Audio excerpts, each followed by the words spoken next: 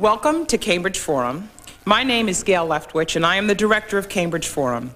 Cambridge Forum is now in its 30th year of providing live public forums for the discussion of vital policy issues, with the goal of offering citizens useful information about the challenges facing contemporary society. The subject for discussion is the lost gospel of the earth. And here to introduce our special guest, who will be in turn introducing our speaker, is the Reverend Thomas Michelson, the Senior Minister of First Parish.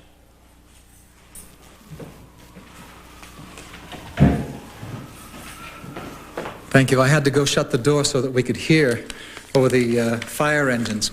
Well, tonight is a great event. It's a little like a rock concert. There are several warm-up acts before the main attraction. Each of us will be very short. I get to introduce the person who will introduce the main act. John Beurens is the president of the Unitarian Universalist Association. He's a graduate of Harvard College and Harvard Divinity School, where he was an outstanding student and scholar.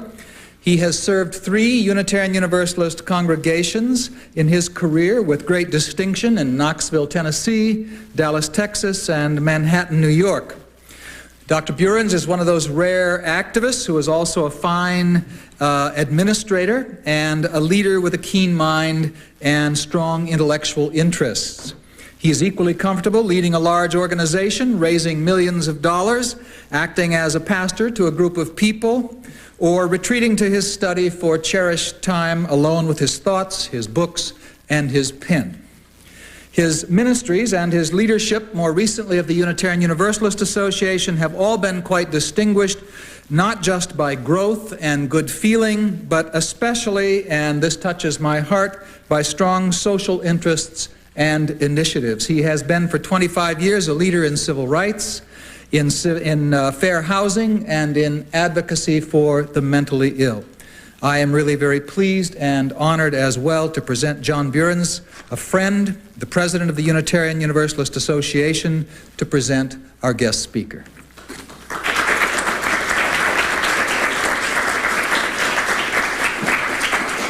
Thank you, Thomas. On behalf of the more than 1,000 Unitarian Universalist congregations all across this continent with which this church is affiliated, I want to express our abiding thanks to First Parish for allowing the prophetic voices of our time to be heard all across the continent through the agency of the Cambridge Forum. My own commitment to serving prophetic religious communities began in this very building. It began in that fateful year 1968 in the wake of Dr. King's assassination. I was a senior in the college then. I came here in a time of tremendous upset and despair about the future of our democracy and of justice and right relationship. I came here to be assured that the voices of the prophets, kept alive through communities dedicated to their spirit, would still be heard in times of need. I came to this city of Cambridge from the state of Michigan, and I share that with our guest tonight, who has similar roots. 1968 was a fateful year for him as well. His recognition that one must return to the roots to make radical change came early and powerfully, and in more recent years has also touched the spiritual and religious roots of culture and relationship to earth itself. The lost gospel of the earth is a powerful and prophetic call for those of us who have taken up the mantle represented by people like Dr. King to also take up the cause of this earth itself. that has borne us all,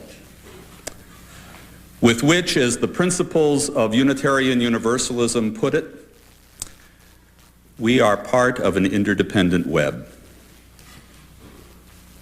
a web of life that must be protected if the future is to have meaning, if the politics that we serve, the communities that we would have, are to have endurance at all.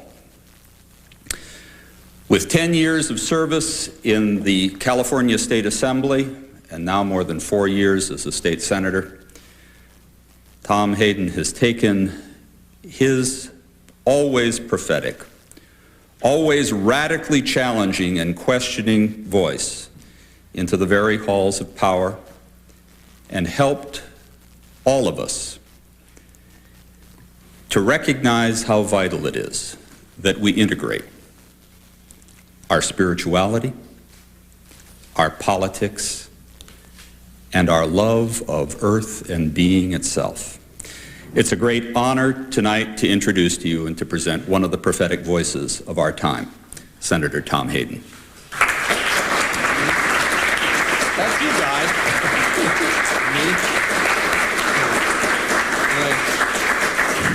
Thank you, one and all.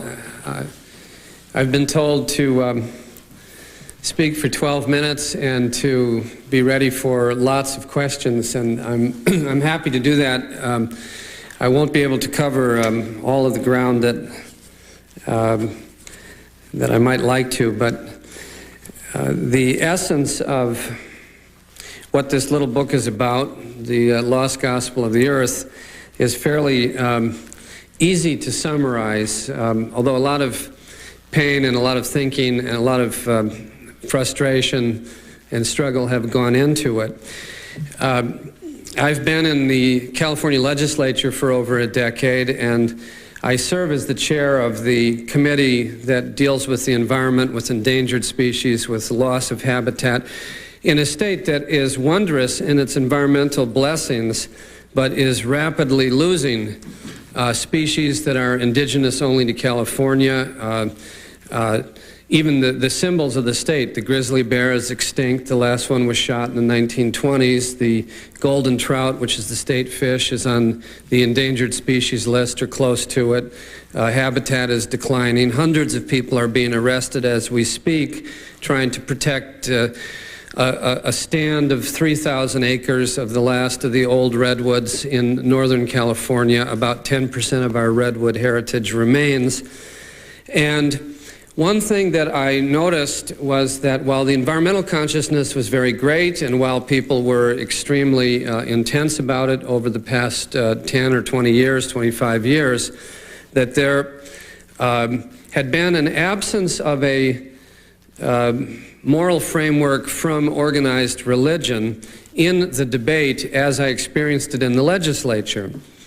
To put it very simply, until some of us last year organized a group called Clergy for All Creation to defend the Endangered Species Act, I had no recollection of any clergy group ever coming to lobby or testify on an environmental matter in the period since 1982. They had been there on various other issues, the issue of abortion, the issue of homelessness, many issues, but there had been no religious presence present at what I consider to be a rather ultimate, cosmic, gripping spiritual agony, which is the death of species and the disappearance of habitat upon which human life depends, and which I would say has inherent worth of its own and right to exist of sorts. And the silence meant that the environment would be treated according to a utilitarian standard, which if we applied it to ourselves would lead us to eliminate the feeble or eliminate the elderly or prune out the slow learners, the sort of thing that we would not do only because we have an underlying religious consciousness that draws some boundary around people and their claim to some kind of treatment as beings with dignity and with rights. that is not extended, of course, to the natural world upon which people depend and from which people come and to which people go. And so I began, a person who had an off-on relationship with religion, being an Irish Catholic. You can imagine what coming to Boston and speaking here might be like. Difficult to be of a Catholic tradition and independent at the same time, but it had caused me to wander like Joyce's young man through the many hallways of religious and spiritual experience. And in the civil rights movement, the early 1960s, well, it was started by young black activists who were making an assertion of their dignity and willing to die for it. It could not have happened without the religious culture and the base in the religious churches. And in the anti-war movement, which was more secular, there still was a noble presence of people like the Berrigan brothers, and a religious issue surfaced there as well. I went back and read Dr. King's 1963 letter from a Birmingham jail, which is now a classic for both Republicans and Democrats to refer to. But if you read it, it's actually quite stunning, and I recommend it to you. Dr. King is in a jail. He's a relatively young preacher. It's Birmingham, Alabama. It's a dangerous time. The Civil Rights Act has not been written yet. It's rather easy to be terrorized or killed for demanding a very elemental right to participation. And so he writes out this letter. And it jarred my memory because the memory does play tricks. You feel afterwards that all these religious people were really there. But what the letter says is that they weren't. It's a letter challenging the clergy of the South and of the nation, challenging the neutrals, challenging the gradualists, challenging the fence-sitters, challenging those who were putting respectability and their congregations' wishes ahead of what he thought they knew to be absolutely right and founded on gospel and on common teachings. And if I look at the situation from Sacramento or here, the question still gnaws at me very much. Why so little religious outcry? Why so much religious silence on the issue of the earth? So I began to browse. I went to all the religious bookstores, the Christian bookstores, the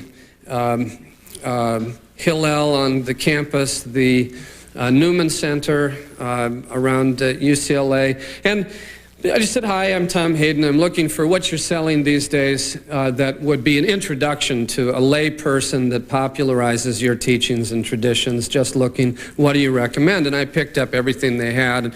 I went to the Buddhists. I went all around. And what I found, and I don't have the time to detail it, was that these books were notably, astoundingly devoid of any comment whatsoever. Not even a comment of the kind that Dan Quayle might have felt compelled to make in 1988 about the existence of an environmental question. Nothing. I also found that among my friends there were embryonic beginnings within religious communities all across the country of trying to grapple with the environment. And out of that came a national network called the National Religious Partnership on the Environment that I have dialogued with, and which is kind of a mass network for sending out educational materials to congregations, and hopefully this coming year to lobby Congress. And so I really felt that I had to go into what they call in the West the dark night of the soul, the period of absolute suffering. I've spent time in Amazon rainforest and see them disappearing. I have visited people dying of cancer who I know to have been exposed to carcinogens. I have been very close, as you have, to the pain and suffering that is attendant upon neglect to the environment. And to see it treated this way was extremely hurtful to me. And I struggled with this. I taught courses, I read books, I interrogated theologians, I traveled the earth, I went to Buddhist pagodas in Japan trying to figure this out, and painfully came to try to write this book, the thesis of which can't be simply summarized except to say that the lost gospel is a mystical connectedness with nature or reverence towards nature that is based on the deeply held belief that all of creation is indivisible and that it is entirely holy. That is, it is beyond secular evaluation and beyond a price tag. And that all traditions have this gospel or this sutra or this teaching somewhere. The ones for which it is most present are, of course, the ones that are the most persecuted and marginalized in the West. All of the indigenous or Indian or native people. The women who follow the old attachment to goddess traditions, almost completely forgotten, erased, or marginalized. But even within the Christian and Jewish traditions that are identified with the West, we have our St. Francis of Assisi, we have Maimonides, we have Rabbi Nachman of Bratslav. There are persons, we have Hildegard of Bingen, there are people out there who come and go, but stood for 1,000 years after the birth of this tradition for an equal reverence for nature and the human. And were eclipsed or marginalized with the rise of science, technology, the emphasis on materialism, the development of religion into an institutional form, its absorption into relationships with the state, and so on and so forth. I also found this to be true in my journey to Japan, unfortunately, about Buddhism.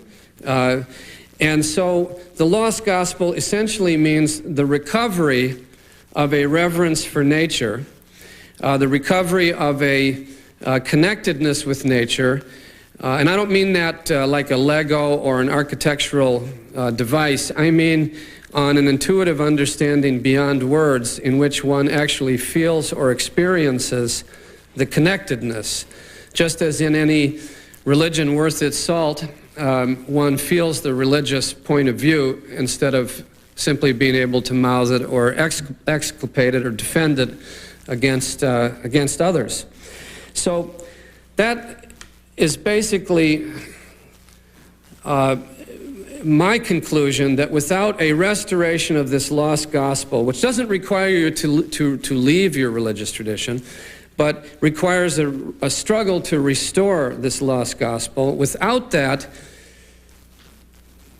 civilization will always be separated from nature in our mind, the human and society separated, and as a result, we will take care of ourselves thinking that the world of nature is some kind of vast storehouse of raw materials that can be drawn from for utilitarian benefit and then used as a disposal basin, whether it's Santa Monica Bay or Boston Harbor or forests for our houses or mountains for our condos.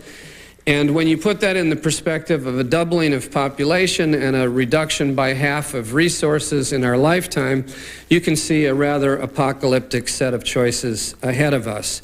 Whereas things would fall into place if we had this serious and mature and spiritually grounded sense of reciprocity or harmony.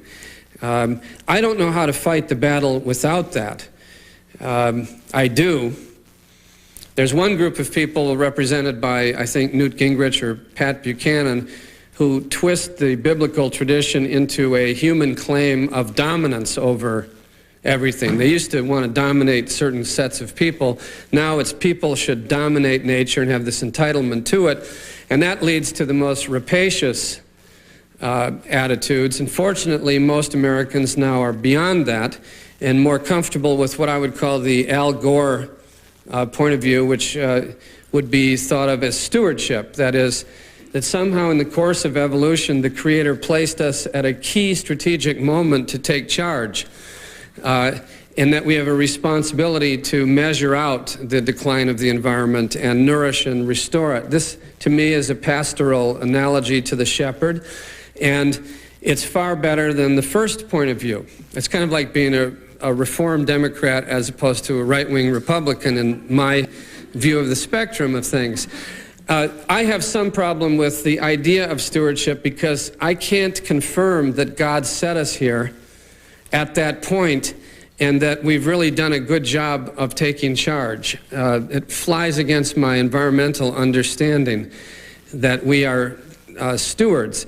So I lean much more strongly to a third point of view, which we can call kinship, in which one feels a spiritual affinity with plants, animals, the earth, the life process itself that underpins our life process.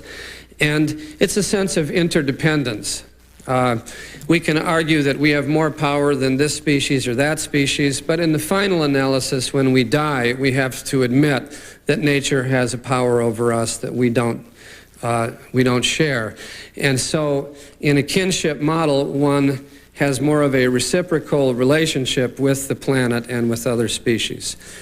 I think we're moving from the puritanical, rapacious biblical interpretation, which I think is a twisted one, but has its prophets and has its tradition, to the stewardship model, and many people feeling also somewhere between the stewardship model and the kinship model. I don't know how long that transition will take, but I've come to the conclusion that our lives depend upon it.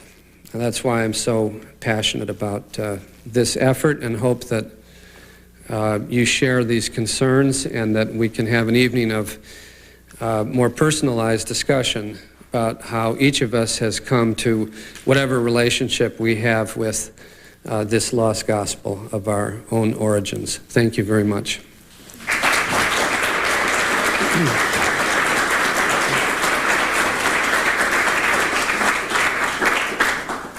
You are joining us at Cambridge Forum, listening to California State Senator Tom Hayden discussing his book, The Lost Gospel of the Earth. John Burens, president of the Unitarian Universalist Association, will ask our first question. Tom, one of the strongest early voices on behalf of the sense of kinship, an original relation with the universe of nature, was uttered here in this very building by Ralph Waldo Emerson. The transcendental point of view, however, didn't hold in American culture and politics in the 19th century. Are there any lessons, you think, for those of us today who sense that kinship, that transcendental point of view about what went wrong? Yes, I devoted a lot of thought to this, and as you know, there's a section on Emerson in the book. The first lesson I would draw is that environmentalism in the United States had a spiritual root.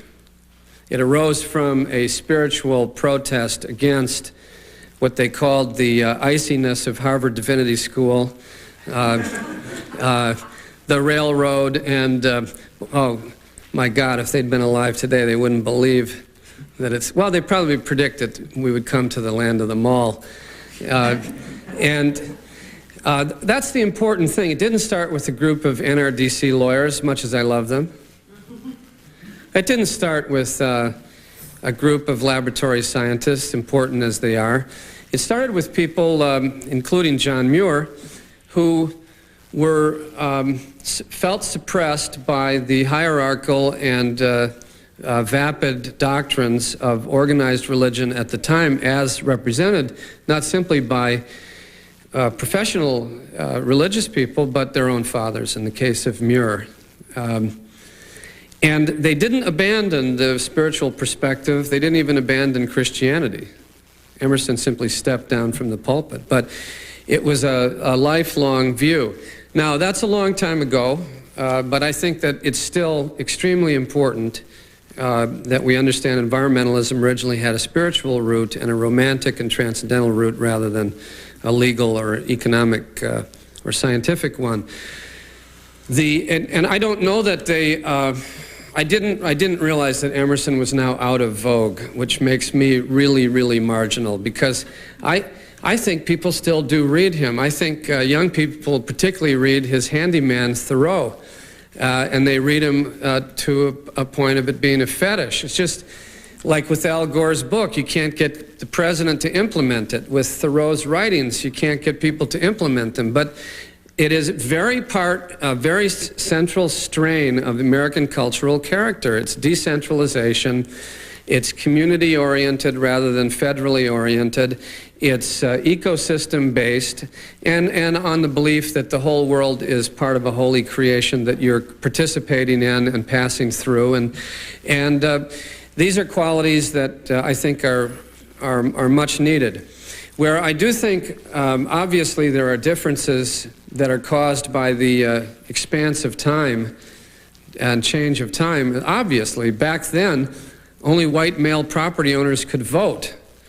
So the transcendentalist concept of politics was rather narrow. Nevertheless, they still said things that are important. Thoreau said, never vote merely with a piece of paper, but with your whole life. But today, things are very different, and I think it would be an interesting question how they would view electoral politics today. I think probably with John Muir, they would say politics saps our righteousness, but they would find themselves voting for President Clinton and doing their civic duty nevertheless as a chore, not a joy, but doing it. Another difference is I think they were very alienated from the cities. And any environmentalism that's anti-urban, I think, is on a fatal road from a political standpoint, but also from an ecological one. I believe that the urban areas are the most devastated points of the environment, and it says a lot about the confusion of our thinking that we believe the environment is out there simply in the forests and in the mountains, much as we should preserve them, but not in the cities. The Transcendentalists were followed, unfortunately, but there was a schism, and the urban reformers of the Jane Addams School, later Jane Jacobs, the Jane Addams School, the social workers, people who were concerned about working class injury from coal mining, working class injury from air pollution, terrible health problems in the cities, detached themselves from the what seemed to be the more esoteric environmentalism of the Romantics and Transcendentalists. We have to close that gap because it's an unnatural gap. And I don't know what they would say today, but there's certainly no reason not to close that gap. To do so would be to have a spiritually grounded environmentalism that was populist in its political direction, and that was political in the sense of challenging power and running people for office where appropriate, but not totally political in the sense of being consumed in politics as the only answer. Because they would say, no, the answer is in personal behavior and consciousness expanded to millions of people. Politics is a means to that end, but not an end. I think that would be my hope for what Thoreau would say if he were speaking here tonight. But there may be some in the room who are more expert than I. I don't think they're irrelevant. I think they're extremely relevant, just have to be brought up to date. Yeah, I have a rather lengthy comment, which I hope is somehow relevant, and if I can think of a question. Yeah, sorry. Maybe it can be passed around. Everybody, some people are shy. Not that you're people may not want to walk down the aisle and wait. All right. This idea of the lost gospel that you were mentioning reminds me of a book, or what was said in this book called Ishmael. I don't know if you've read it. And you know the part, I'll recite it basically for everyone else, where he says basically in the book that the Cain and Abel saga was basically a parable where, now Cain slew Abel or vice versa, I can't remember. It's important. Cain slew Abel, okay. Whereas basically it was a parable where on the one hand, Cain, I guess it was, represented those people who felt sort of that they were the stewards of the land, that took dominion over the land, and it was their responsibility to grow and take over the land and institute farming and all this kind of stuff. Whereas Abel represented those who just lived as part of the land. and who stayed and didn't take more than they really needed. And basically, this whole story of Cain slaying Abel was the notion that there was these people who felt like they owned the land, and they sort of wiped out the people who felt they were part of the land. Now, I got to thinking when I was reading this book that this sort of notion has sort of been building momentum since, 5,000 years before Christ or wherever this one was supposed to happen. And we've gotten to the stage now where we have, the state capitalist economies where basically raiding the lands and then fishing all the cod and stuff is part and parcel of the way we exist. And I guess the question that I've just thought of is, how can we get away, if you want to regain this lost gospel, okay, go back to the way the Abel lived. Right, yeah. Can we get away from trying to reform the very economies that we're living under? Because basically, the economy that we live under, capitalism or even social, it doesn't really matter. The way we do deal with our economy is basically you have to continue going after the land. I mean, the way it's constructed now and right. Fishing all the oceans, because with its, because you have to have continued growth and, amassing mm-hmm. wealth and stuff like that. So I was just wondering if it is possible to get back to this lost gospel, or can you even avoid it without first starting on the economy or in the way we run our economies, and then once maybe that can be reformed, where even people start treating other people properly, never mind the land. Okay, then if you have to do that first before getting back to where you were saying. There was a question there, wasn't there? Something? Right. Yeah. No, the book attempts to say that, and that I believe that retrieving a lost gospel and enclosing it just in your soul is not enough. It must be applied to the institutions for purposes of transforming them, the political institutions and the economic institutions. As for the specific question about Cain and Abel, that's an interesting interpretation. We don't have a lot of stationary people anymore. What we have to now see is that we've got a world of people who are uprooted violently by racism, by colonialism, by ecological destruction, by war. It seems to me, trying to think back to what your indigenous roots were in Ireland or wherever will ground you in how you got to be a Bostonian or a Californian or an American in a deeper way than the melting pot theory ever did. And you will understand, if you understand your roots, you will understand your environmental roots, and you will understand that part of the obliteration of memory for the Irish immigrant and many other immigrants is the obliteration of a previous reverence for nature and a previous sense of sacredness in the land. And I think that's a key understanding. Otherwise, people like myself are in the trap of having to think that I'm not indigenous and there only are these other indigenous people, so I have to adopt their point of view as if it's not my point of view. My point of view is an indigenous point of view that comes out of the havoc that was wreaked in Ireland and in the spirituality that preceded it and still continues in Irish culture. On the specifics of changing the economy, we can't change the economy without also changing behavior at the same time. It's one process, and rather than getting into the details, I do think there are a lot of terrific pioneer economists, from Schumacher to Herman Daly.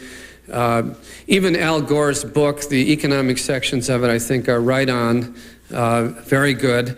And a lot of the work on what an alternative sustainable economic model would look like has been done. What now needs to be done, it seems to me, is to convince people that growth in an uncontrolled sense is destructive and self-destructive, and that there is an alternative way to live sustainably that doesn't require going back to what they think of as a primitive past.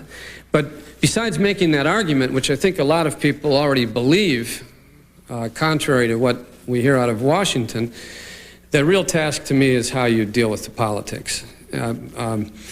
And John Boniface back there, others, I mean, I would be the first to agree with them that the corrupting influence of money is the obstacle to politics, because the money in politics that determines the outcome of too many elections comes from a coalition of extractive industry and pro-growth interest groups, even including my friends in the building trades, who figure out the only way to their profits or their livelihood is through exploitation of this supposedly infinite barrel of resources called the planet.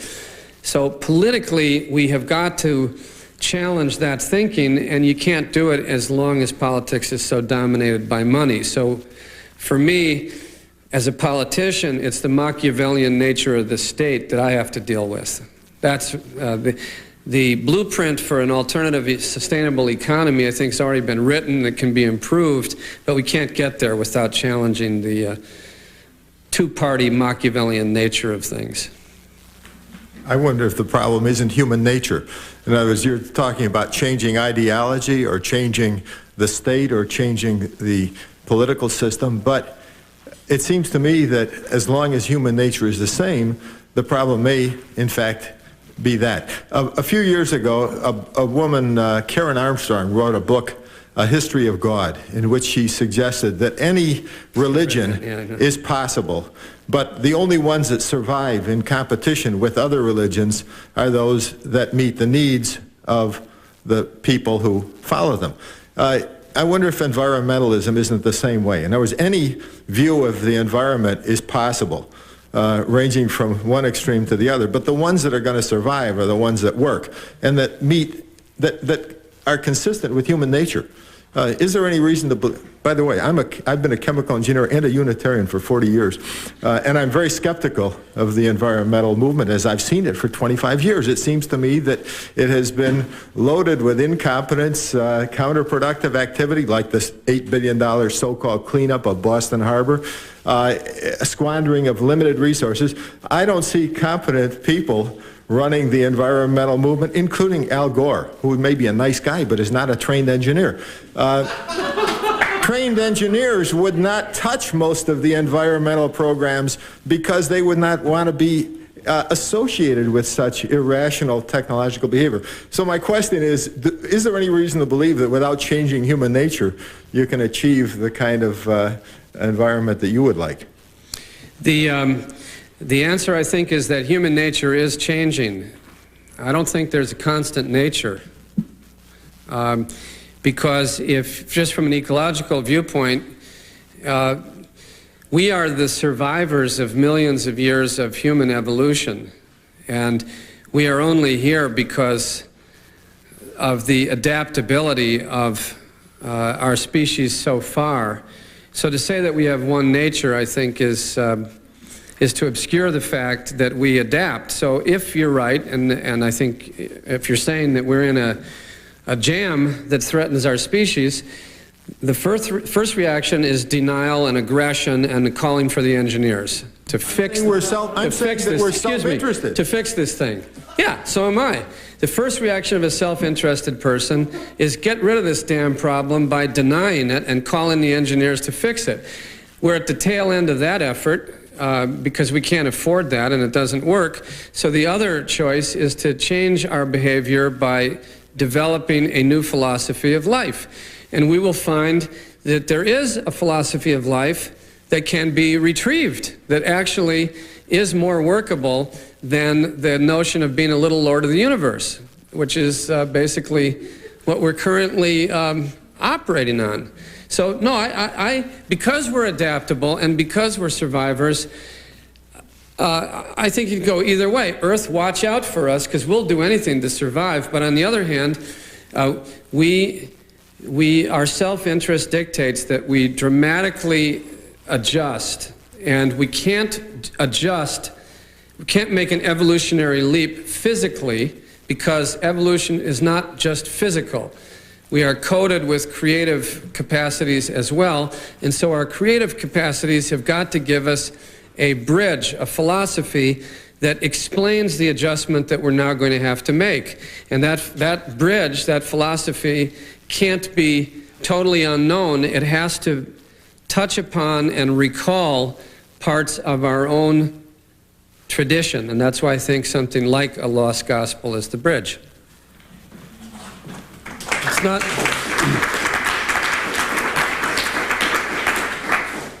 Hi. I happen to be a social psychologist, so I'd like to comment on this matter of human nature. I think in our society we do a tremendous amount to disconnect people from one another. Happens in our child rearing, in our schools, in our economic system. We promote competitiveness, individualism, and this notion of each of us as a kind of social atom or a kind of a social Lego block that can be infinitely moved around and replaced. There are thousands of years of experience of indigenous people, I know you're aware of this and mention it in your book, who have had a very different attitude and have experienced their intimate connection with other human beings and with nature. And there are many, many expressions of this by Native people. The most recent one that I read, which moved me deeply, is by a woman named Jeanette Armstrong, who is a Okanagan Indian, a Canadian Indian from British Columbia. And it's called Sharing Our Skins. It's a chapter in a wonderful new book, The Case Against the Global Economy, edited by Edward Goldsmith and Jerry Mander, which I strongly recommend to everybody. And perhaps you'd care to comment on that. Well, first by way of disclosure, my wife is a descendant of the Sioux Nation or Oglala Nation, and she's Canadian from British Columbia, so that's by way of disclosure. The book says a lot about Native people. I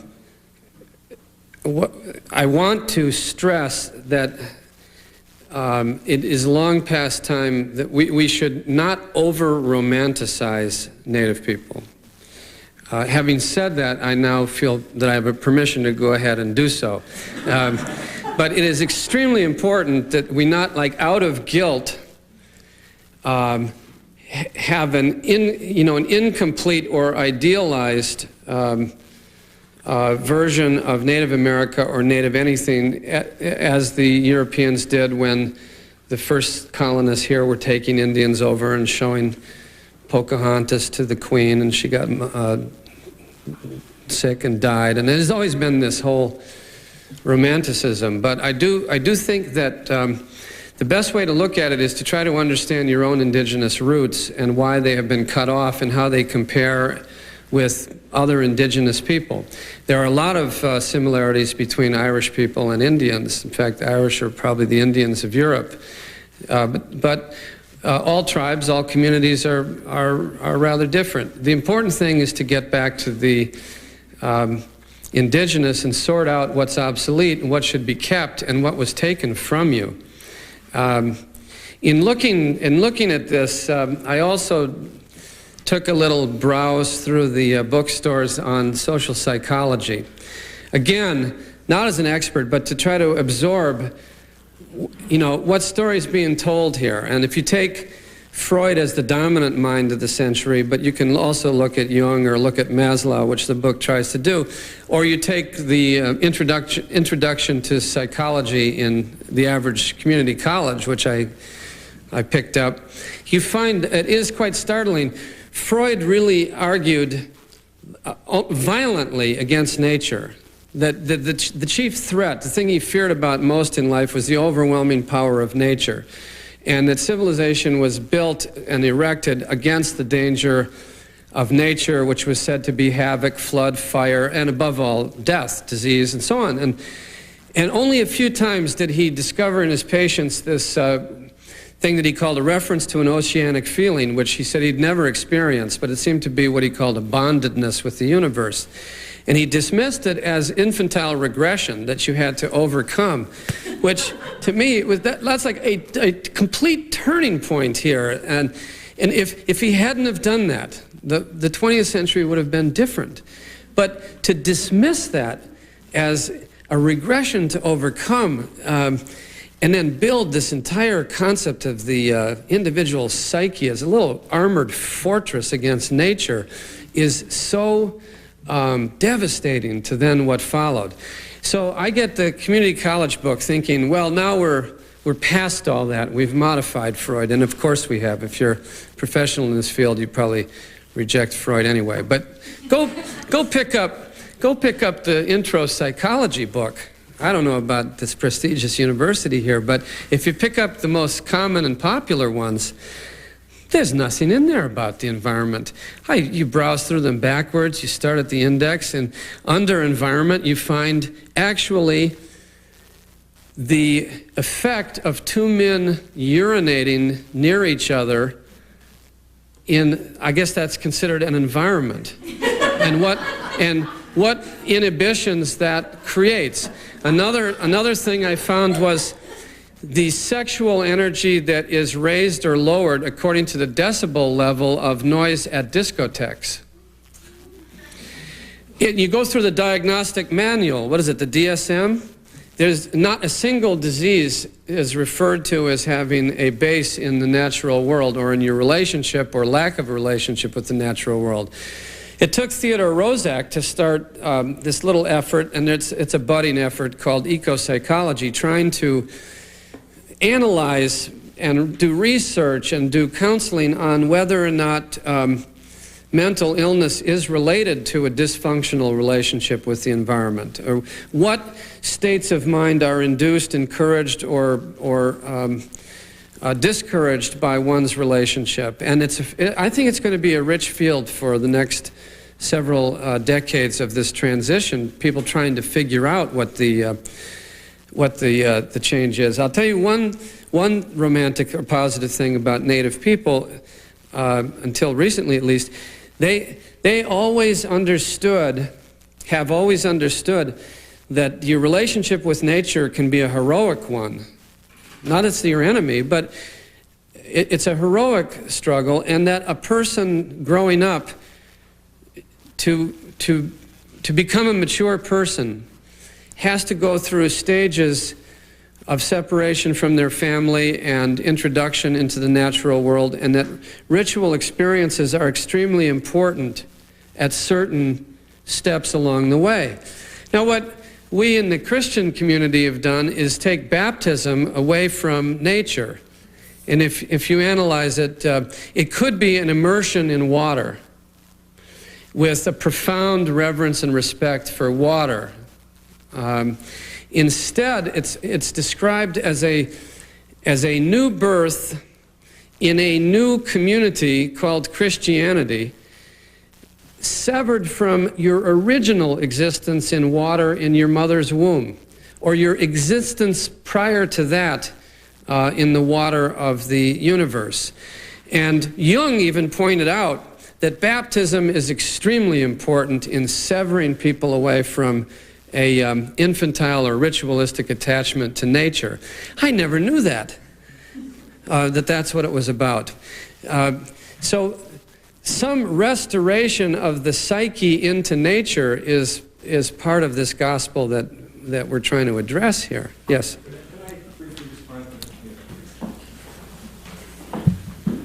No, I totally agree with your comments about the current state of psychology and also about Freud.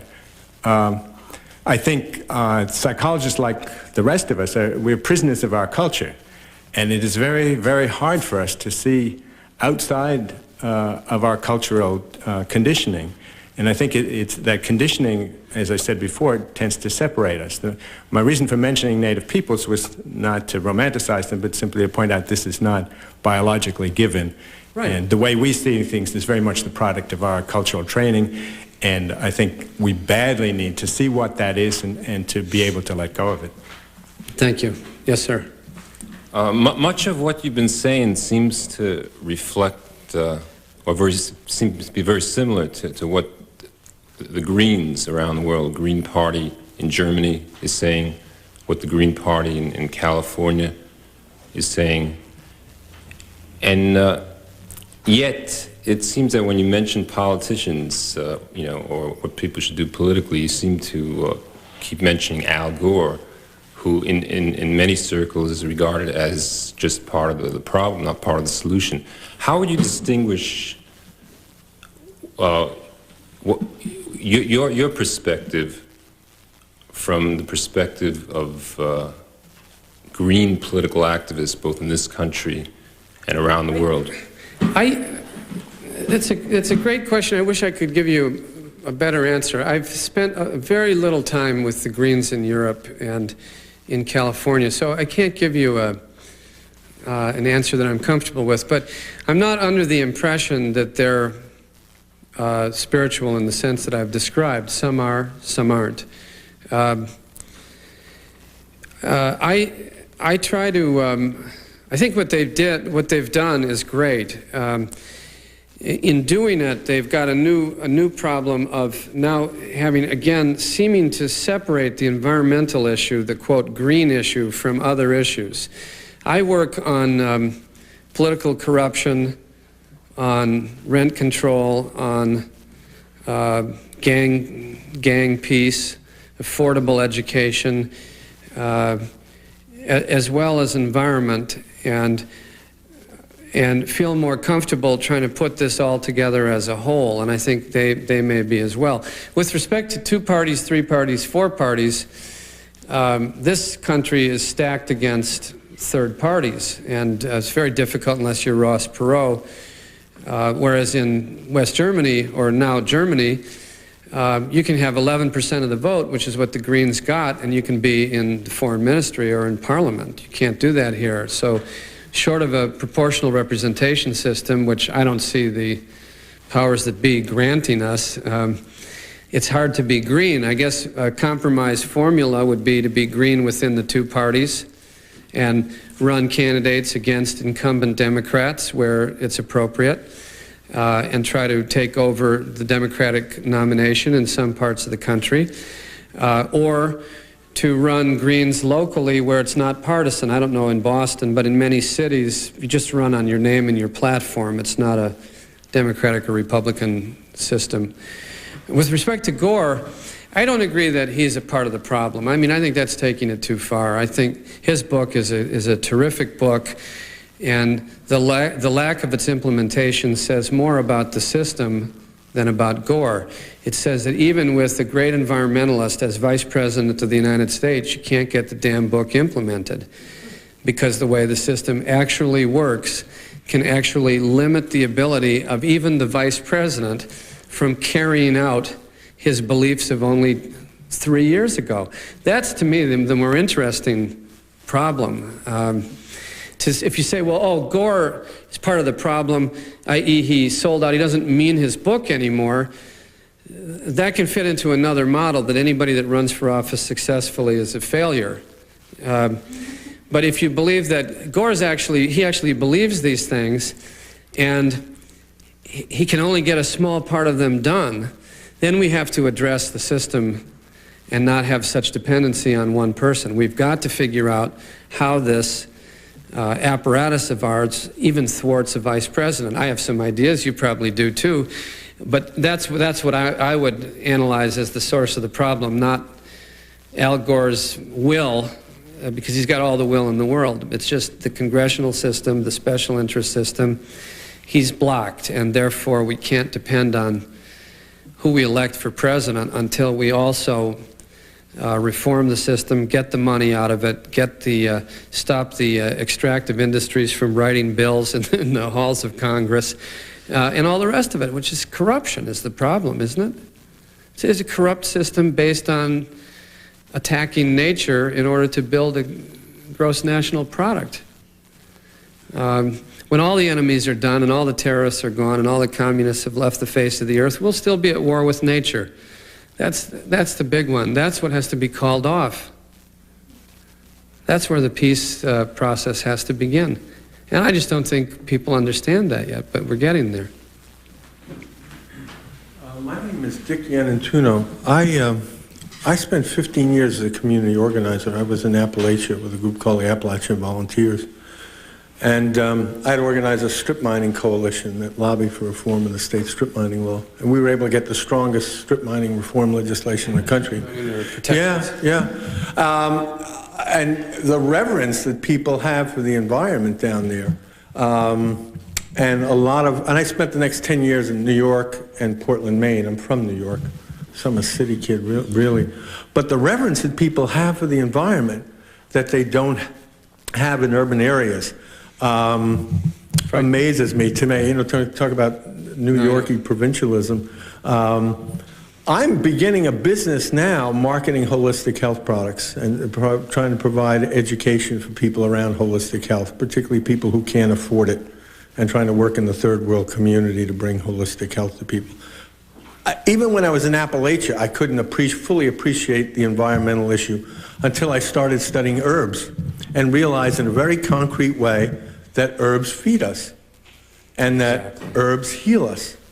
And that's the message I'm bringing I hope to bring to community groups, that the reverence for nature, you can see it concretely and specifically. When you take nettles, and you see that it really feeds your body and helps to build your body. But the question I had, I didn't mean to get into this kind of lengthy presentation. What do you think of the work of Matthew Fox? I don't really know his... Good. Yeah. Have you had a lot of contact with him? I taught at Holy Names College, which at the Creation Spirituality program there in Oakland. They've now moved off the hill down into urban Oakland, and things are happening in Oakland. Matt was a priest for 33 years, identified very much with liberation theology in Latin America, was finally axed by the Vatican this past year, but has managed to create a program. I think he's now converted, or he's been picked up by the Anglicans. He's now an Anglican priest. Unitarians lost out, I guess, so there he is at Grace Cathedral. But they really try to link the spiritual and the psychological and the health and the economic and the community all into one effort. And the notion of creation spirituality is very much part of this book. In simple summary, instead of viewing from the Vatican's viewpoint the universe as having been wound up and started by God and everything else as a later act, this view of Matt's would be, and many others, would be that creation is ongoing and you're a participant in it rather than a recipient of dogmatic teachings that are given to you about its nature. And that seems to be very liberating for a lot of people who come from that background. It would not be new news to a native person. It would not be new news to many other people. But the integration of the state of grace with the state of nature is the key. And the idea that creation is participatory rather than received is also very important. And of course, you can see that a hierarchy would have trouble with that. Because hierarchies kind of assemble themselves to pass on wisdom that has presumably been completed and is to simply be memorized and followed. So if you believe the other way, that wisdom is not complete, but it has to be re-understood, recreated, and participated in, then hierarchy is challenged. And the old Office of the Inquisition, which I think was changed to the Office of the Propagation of the Holy Faith under Cardinal Ratzinger, finally they told Matt that he had to go. They never give you the completely straight story, but he had to go back to Chicago and learn humility in a precinct, which meant that he couldn't keep his program going in Oakland. And so he dithered with them and corresponded with them. And then one fine day this last year in the mail, he got a letter saying, "Your services are no longer needed. You are banned." And 33 years as a Dominican was over as a priest. But it hasn't stopped him. I say, "Hey, Matt, what did you expect? You're either going to change the church or they're going to get rid of you. You know, this is not a new event in the history of this argument." And he said, "Well, I want to be like Rosa Parks. If it's my bus too, if they want to throw me off, okay, but I'm not getting off." I thought that was a great answer. Thank you. Yes, sir. Hi. You mentioned people getting arrested as we speak. I wonder if you could talk a little, in my understanding, about that situation. About the Redwoods? the Headwaters Grove. I think, if I'm not mistaken, it's more than just the one, is it 3,000 acre grove? It's 3,000 acres. But there's several stands that are at stake. That's correct. There is a delay now of a couple of weeks, but I'd be interested to hear just talk a little bit about it, but also what role you've been able to play as a state senator in California, if any, how you see a resolution. Specifically, some people are arguing against the sort of trade-off that's been proposed, where the owner wants to get land somewhere else, federal land somewhere else. And then, as an aside, perhaps at the risk of collapsing into anthropocentrism for a moment, there was an article in the New York Times, I think 2 days ago, about a new situation in Santa Monica, where you're from, which I guess has been something that's been an ongoing thing for some years, about the treatment of people who go to Santa Monica to kind of hang out in the streets, and there's a kind of new repressive climate. Right. And if you could speak to that. Well, on the politics are moving very swiftly on this Headwaters Forest because there's many a politician who wants to hang their cap on preserving these 3,000 acres. And you are correct that from an ecological point of view, it's probably double or triple that. But what's on the chopping block right now is 3,000 to 5,000 acres. This was forested by Pacific Lumber, which was taken over by Maxam Corporation, which is one of these restructuring conglomerates that was the bane of the economy of the 1980s. And they collapsed in the savings and loan debacle and are trying to liquidate the redwoods in order to pay off the debt on their savings and loan fiasco. And you're talking about clear-cutting trees that were here before California was a concept in the eye of the wildest explorer from Portugal or Spain or anywhere else. These are trees that sheltered all the native people for thousands of years. Some of them are could be the largest redwoods in the state or in the world. So the owner, Charles Hurwitz of Maxam, is a big player in development and real estate politics in Texas and in Southern California, and he's behind all this. And it's, I don't know, you'd have to write a novel about it. It takes too much time. But he's like sitting on his hand, like trying to see how much someone, Pete Wilson or Bill Clinton, will give him not to cut these trees. And this gets you into the spiritual issue, because you have to make, where does private property end and the public trust begin? Does a man who's a corporate takeover artist have a right to liquidate a forest that has been there for 5,000 or 6,000 years to pay off his debt for his mismanagement, or not? Do these trees have any inherent right to exist or value apart from their value to him? And this is why we have to change politics, because in politics, aside from myself and some of the people who are the redwood activists, everybody's arguing about how much to pay this guy off. My view would be he should be in jail. He shouldn't be subsidized. What is he? What is he doing? Of course, we're now in the new age where the days of big government are over. Therefore, there's no regulatory mechanism. Therefore, there's no fish and game biologists out there. Therefore, the companies report on the damage they're doing. So we should be thankful that he's told us that he's got the chainsaws ready to go in there. So here's what I think they're dickering around on. They want to give him another forest called the Jackson State Forest, which just doesn't have these really old symbolic trees which will get Bonnie Raitt's fans excited. It's just a forest. So they'll give him that and something else, like an old military base that can be turned into a new city. And then he still doesn't say that's his bottom line. He wants to see how much green milk he can get out of this deal at the height of a presidential election. And I don't know where it's going to end, but it'll end in one of these painful compromises where the Northern Californians will get a diminished old forest, and for that we can be thankful. The president or a politician will go there for a photo opportunity saying that it's been saved.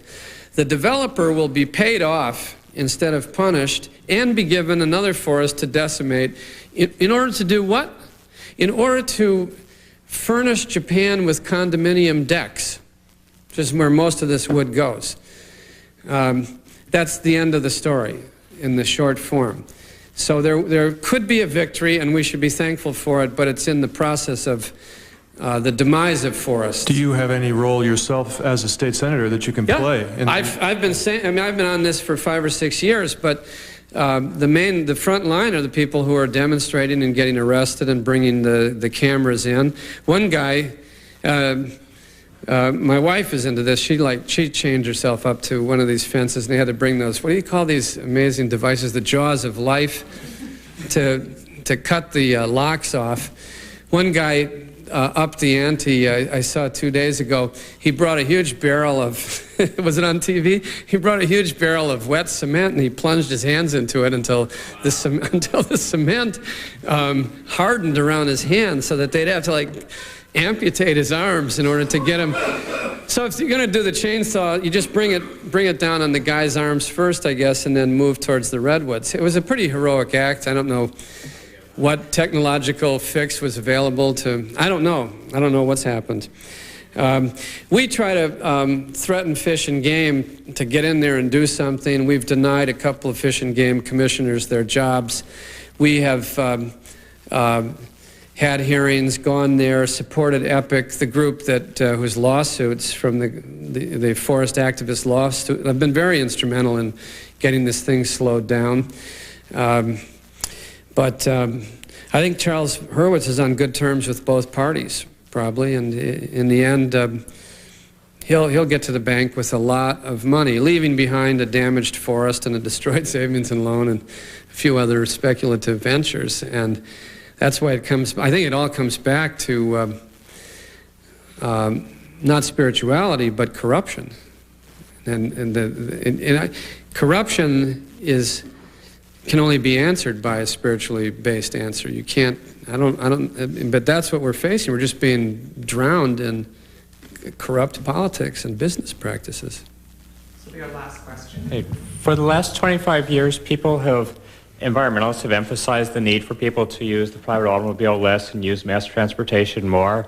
However, my understanding is that in California, you've come out against the extension of mass transportation, and especially electric rail transportation in Los Angeles. I wanted to understand how that position goes with environmentalism. Well, I think environmentalism is a broad tent. My view is that to think that you're going to save the planet or any of Los Angeles by spending $350 million a mile on an underground subway in Los Angeles is crazy, except except in Boston, where you've spent $1 billion on a tunnel. Here's the deal. The deal is, this subway was a big gift to the Democrats, and it's part of Clinton's re-election campaign, and it's $10 or $11 billion that you in the Northeast you'll never see again, and probably don't want, since nobody seemed to object to California taking it. The subway that's currently under construction is 6 miles long in a service area of 1,400 square miles. In that service area, 4% of the people 96% of the people now ride buses. The bus budget is being slashed in order to pay for the subway, which is the big ticket corrupt item, because you make the most money off a subway per mile.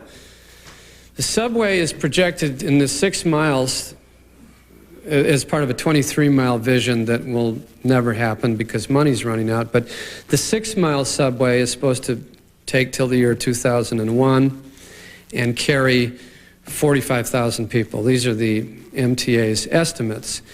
That's in a sea of 20 to 25 million commuter trips per day. And so if you pencil that out, and I'm not a mathematician, so I went to several mathematicians of a Nobel caliber to discover that if you pencil that out, it comes to zero, that the closest number is not a number, but is zero. If you analyze the amount of passenger trips that it will accomplish compared to the number per day in Los Angeles. So it's really a gravy train, and that's why it comes back to corruption. And environmentalists should not be blinded to corruption and think that subways are always the environmentally safe answer, especially in Los Angeles. It is a gravy train. The way it works is contractors give thousands of dollars to politicians. Politicians vote millions of dollars back to contractors. Contractors go to Washington, give contributions to the key chairs of the transportation committees, and the thing is supposed to happen. There's a promise that every politician will get a subway stop in their district. They'll cut a ribbon, they'll announce it. The reality is that this thing has had more calamities than any subway I can think of, including the collapse of Hollywood Boulevard. They're currently applying for a permit to take 2 million gallons per day out of 2 million gallons of water per day out of Runyon Canyon, which is an area which is an urban park that will be turned into a dried up dust bowl over 30 or 40 years because no water will be there. You have to get the water out so that the men are not killed by floods when they dig the tunnel through. The current problem is that a 400-ton tunneling machine, one of two that are aptly called Thelma and Louise, has been grasped by Mother Earth, and it is like frozen there. And we had the author of Thelma and Louise, Callie Curry, come out and denounce it. She said, "You've named many things in American culture, Thelma and Louise. This is the only one I object to. This is insanity. You were trying to rape the earth with this machine. Good for the earth. It's got your machine by the you-know-what, and it's holding it."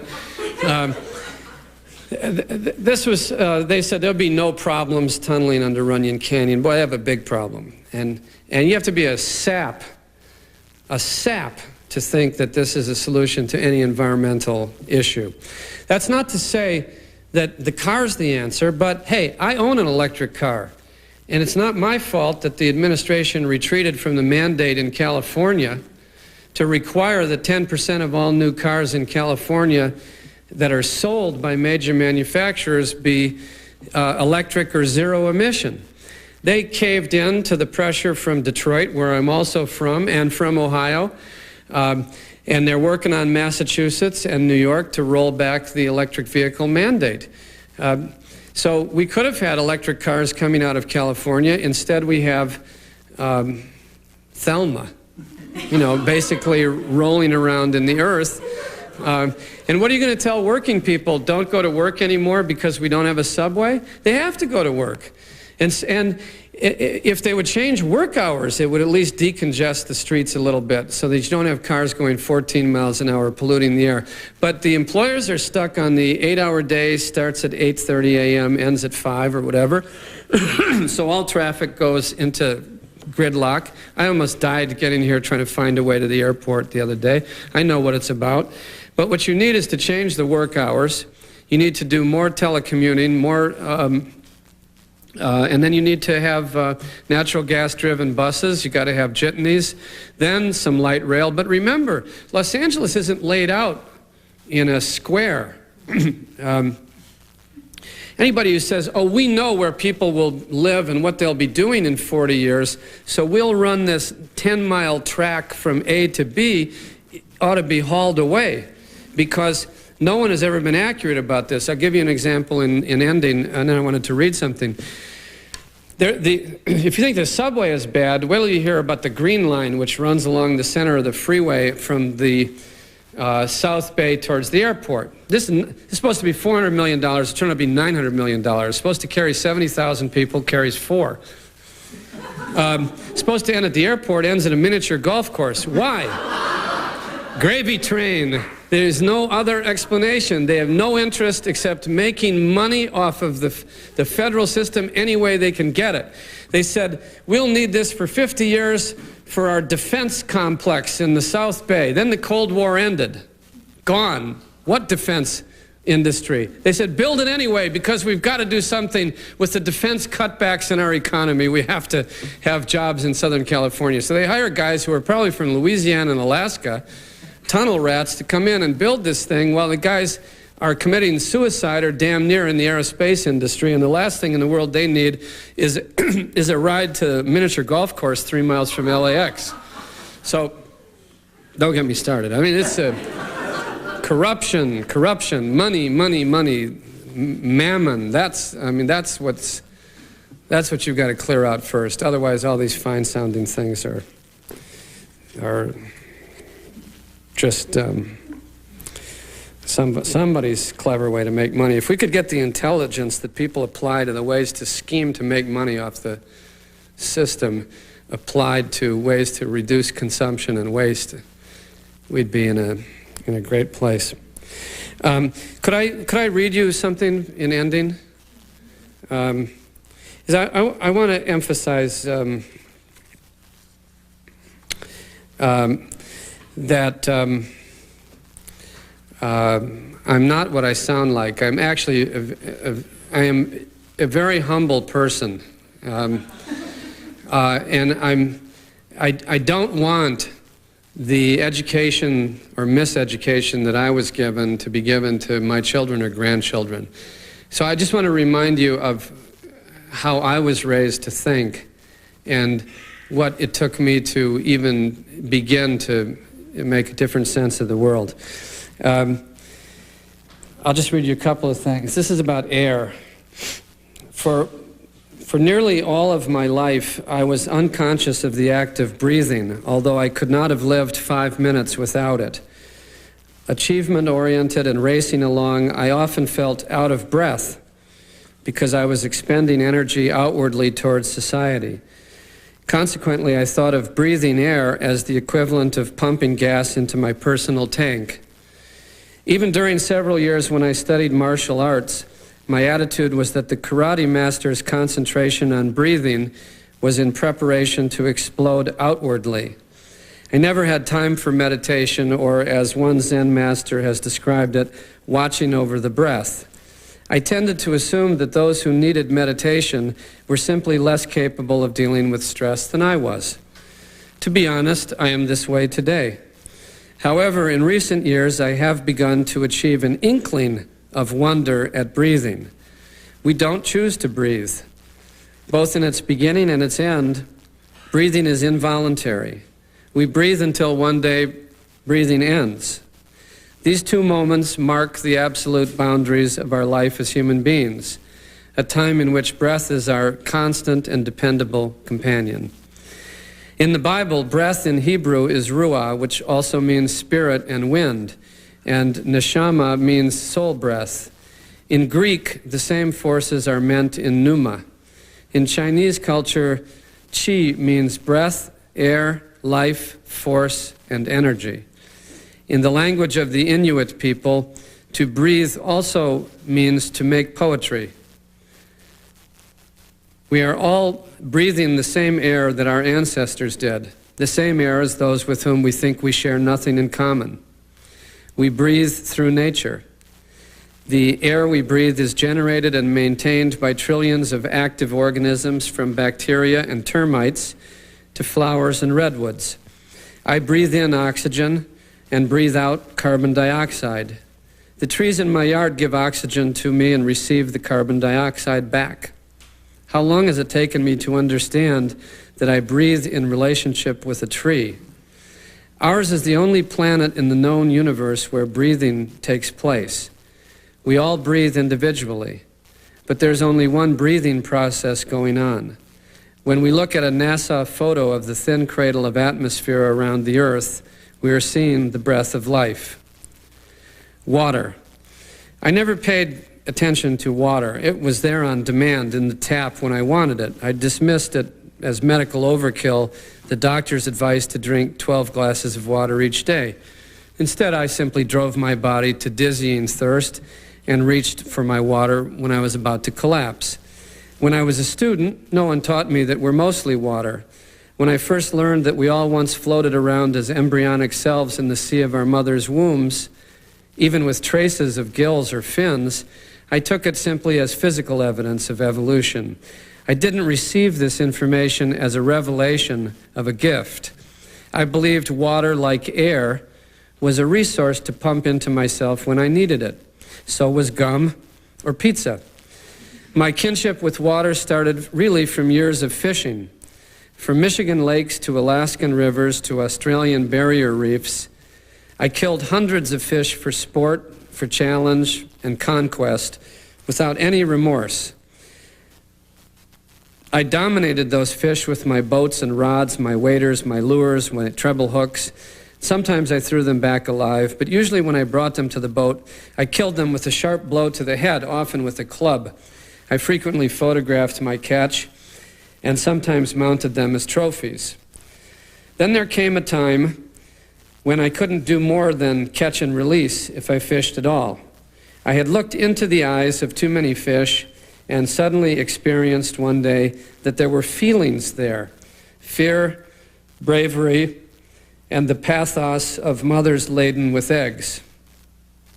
I couldn't stop returning to the water, however. Through fishing, I had learned that water was more than a barrier between myself above and fish below.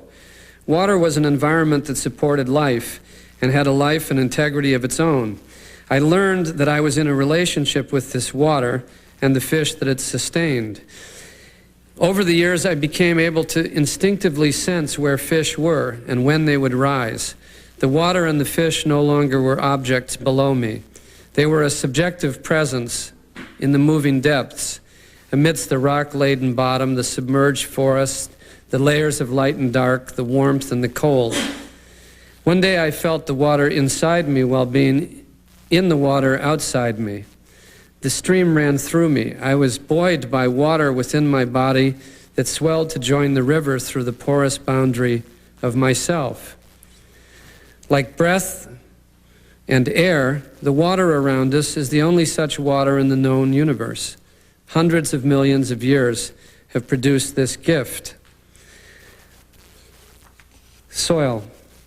I grew up like the character in Marge Piercy's poem, The Common Living Dirt, who says, "We have contempt for what we spring from. Dirt, we say, you're dirt, as if we were not all your children. We have lost the simplest gratitude." All flesh is grass, wrote Isaiah, but growing up I took the biblical notion of arising from dust as only a metaphor. The notion that we return to dust after death, however, tortured my curiosity at an early age. It was horrifying to imagine one's flesh slowly disintegrating and being devoured by worms. As a boy, I asked a lot of questions about coffins. Would a metal casket protect your body from sinking into the land of the flesh-sucking worms? No one could give me an assurance. Yet those same worms gave hints of liveliness in the soil. Catching night crawlers in the dark dampness held fascination. While I did not want them sucking on my corpse, and though I intended to put fish hooks mercilessly through their wriggling bodies, it entered my limited mind that they enjoyed a life of sorts of their own in the Midwestern soil. They could do things that I couldn't, like split in half and still stay alive. If we return to the earth after death, I wondered, where did we come from? Not the earth, certainly. I imagined the sexual act of my parents that conceived me as having happened above the earth in a bed on the second floor of our house. Through my experience with lakes and forests, I began to change to a view of my body as earth. The stream beds I knew were surfaces of life. They spoke to me, as did mountains and towering trees that cycled and used the waters around me. From streams and forests and mountains, I felt excitement, beauty, inspiration. Where did these feelings come from? I first assumed that such feelings arose inside myself from a chamber somewhere in my mind. Then I didn't know where my mind was. On thinking about it, however, I came to realize that my imagination and feelings were aroused, not by self-generation alone, but because the earth was somehow communicating with me. The soil, the earth as a whole, had presence.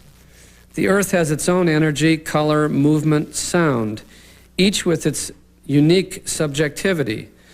When someone says they're moved by the earth's beauty, it doesn't mean that we have a relationship with the earth inside the boundaries of our skull. We are dreaming, we are moved in reaction to the earth's presentation of itself. We are not photographing the earth with our minds. We are in communion with the earth. And then I end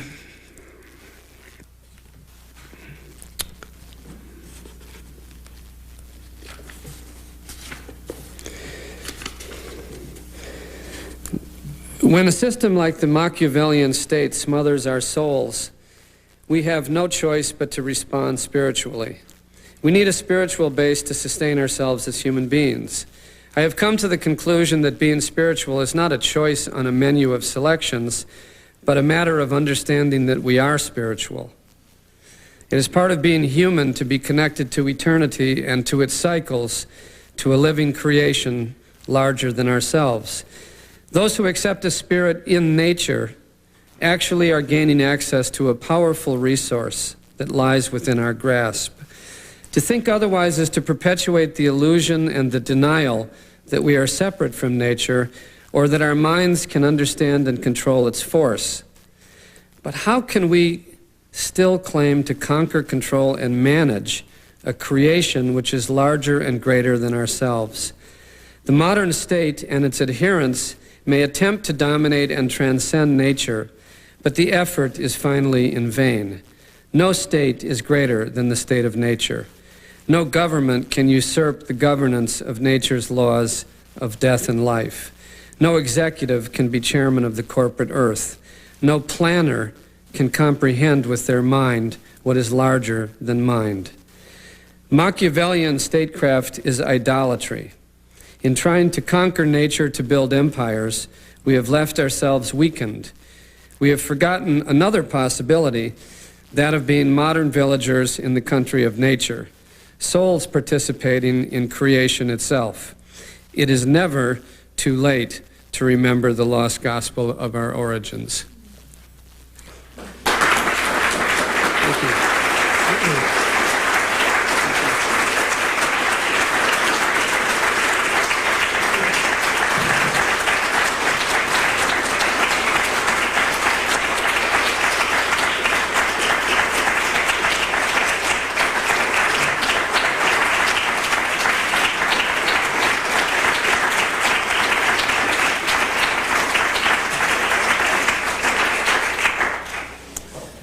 Thank you, Tom Hayden.